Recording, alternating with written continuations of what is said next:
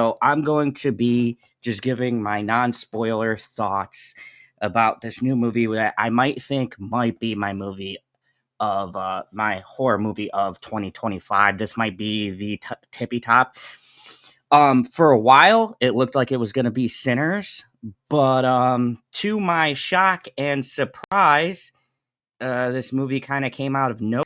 So, Weapons is the story of a small town, and there is an inciting incident with children, which kind of kicks off the plot of this movie. I really, because this is not out yet, I'm going to keep this very vague as to not spoil a single thing in here, but it is by the writer and director of the hit Barbarian. His name is Zachary Krieger. And this is his follow up to that very successful that is very much going to capture the attention of a lot of folks. So this movie, Weapons, stars Josh Brolin, Julia Garner, who, if you don't know who she is, plays one of my favorite characters in the Ozarks. And Adeline Eric, Austin Abrams, Benedict Wong, and Amy Magden. Excuse me if I butcher these names. It's a Warner Bros. Production. It will be out August 8th.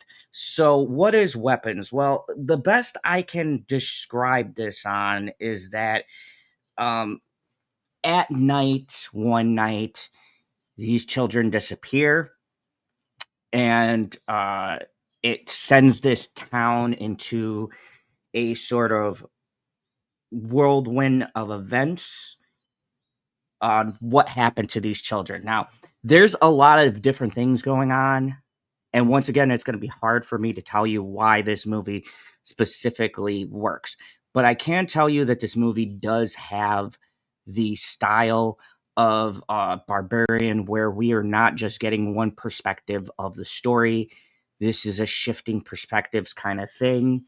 So it's one of those things where you're going to get the inciting event, and then you will see the different angles from the different people involved in this inciting event. And once again, I don't, much like Barbarian, I think this is a movie you need to see with as little context as you get. So that's the groundwork. Now, this movie, first off, feels bigger to me than Barbarian did.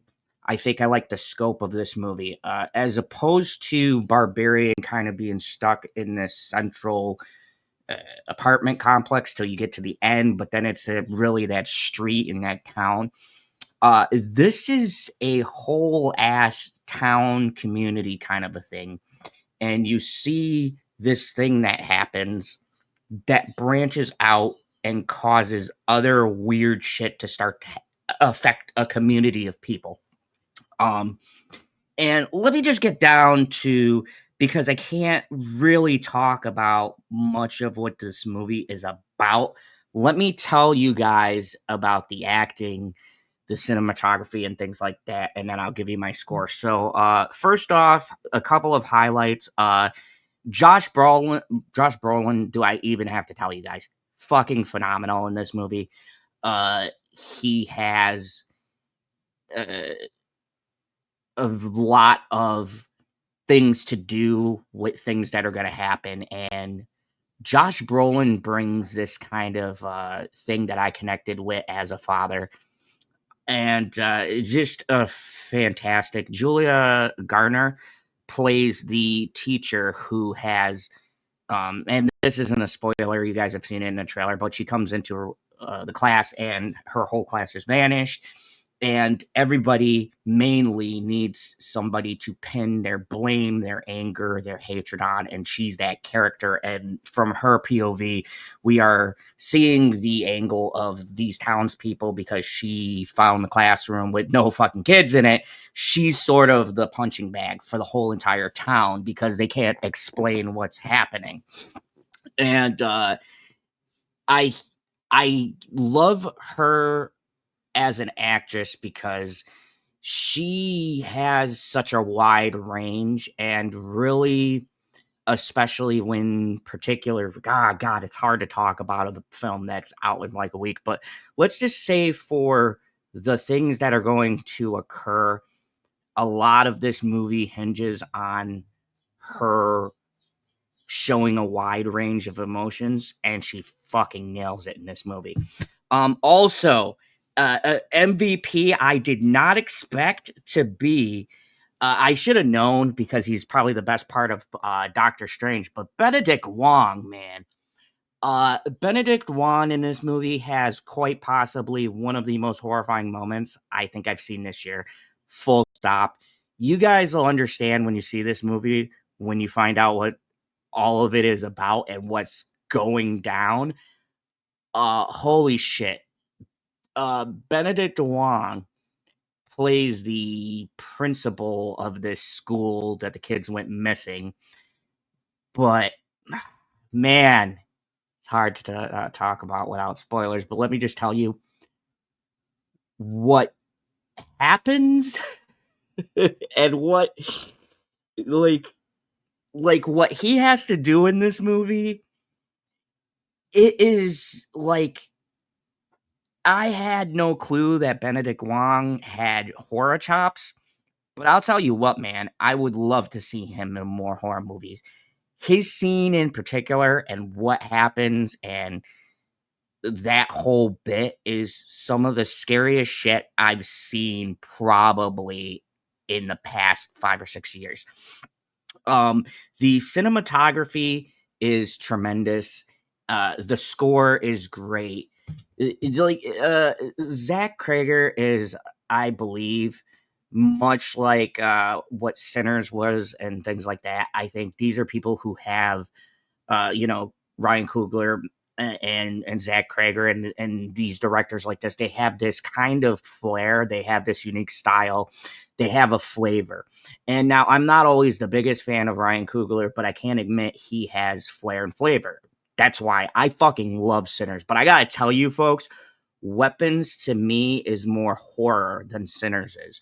And I compare these two because these are my two favorite movies of this year so far. Spoilers to my horror. I'm not going to tell you what's place 1 and 2, but it's fucking tough because I could justifiably put both of these movies in number one for very different reasons. To me, Weapons is far more scarier than Sinners.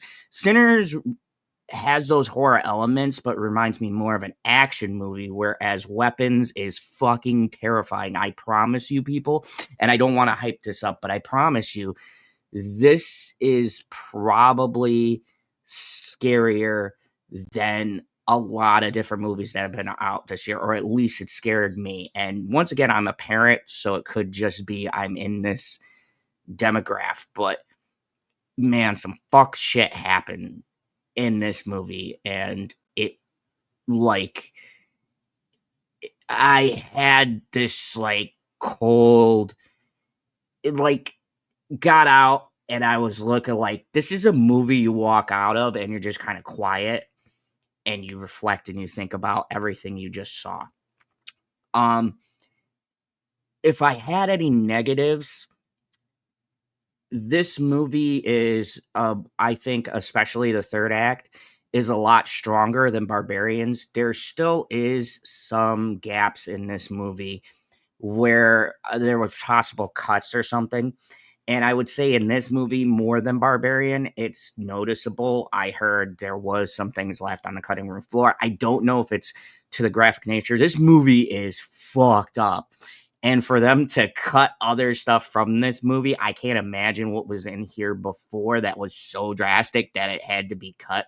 Because there is already some pretty fucking brutal scenes in this movie, especially towards the third act and the last perspective.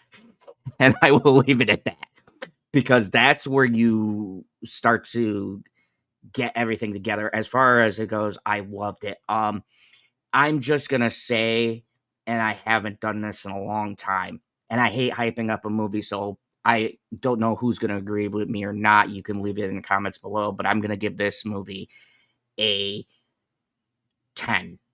And I'm giving it a 10 because as a horror fan, for me, it checks every of the boxes that I wanted to see. I loved it. I thought it was great. But more importantly, I give it a 10 because it scared me. There were legitimately scary moments in this movie, like some truly intense moments. And maybe it's because I'm a father and they do a lot of stuff with children. But there were moments in this movie that scared the ever living shit out of me. The acting is great, with a highlight to Julia Garner, Josh Brolin, and maybe the MVP might be Benedict Wong. When it comes out next week, you guys can let me know. But overall, I give this a 10. This movie is fairly scary. I do give a warning that this movie is not going to be for everyone. If you're a parent, this might be tough watch. But I found this to be probably one of the best horrors of this year. I think this movie is going to make a lot of waves, and I'm super excited when it actually comes out to see your guys' comments. So, yes, I am going to give Weapons a 10. I highly suggest you go and see it. August 8th, go support this movie. This dude who, Zach Krager, who did Barbarian, he just can't miss. This is only his second effort, and I saw less mistakes. There, like I said, there is some stuff in the third act that I was like, but for the most part, this is better than Barbarian, and this dude just gets better as he goes. And this is with my other top sinners. So let me know in the comments below.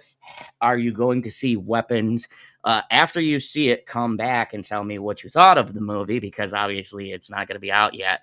And I will be making more videos. I'm sorry I've had a delay. I have been busy working for my lovely lady, so I haven't had a chance to really put some videos out. So here's my first one, a brand new film that probably no one's seen.